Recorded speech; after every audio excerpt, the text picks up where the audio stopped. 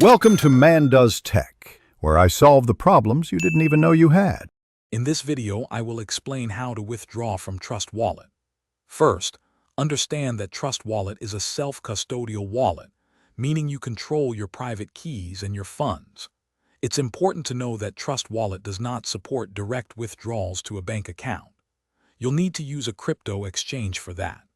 Always ensure your Trust Wallet app is updated to the latest version for optimal security and functionality before starting any transaction.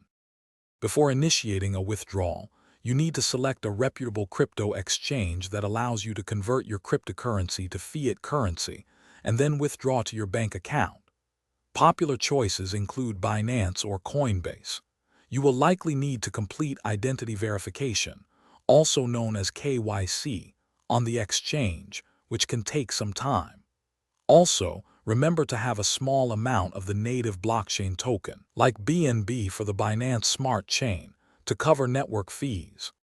To begin, open your chosen crypto exchange and locate the deposit address for the specific cryptocurrency you wish to withdraw. Copy this address carefully. Next, open your Trust Wallet, select the cryptocurrency, and tap the Send button. Paste the copied exchange address into the recipient field.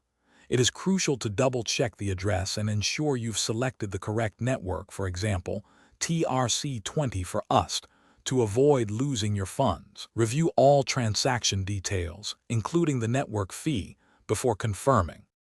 After your cryptocurrency successfully arrives at the exchange, navigate to the Sell or Trade section. Convert your crypto into your preferred fiat currency, such as USD or EUR. Finally, proceed to the Withdrawal section of the exchange and transfer the fiat funds to your linked bank account.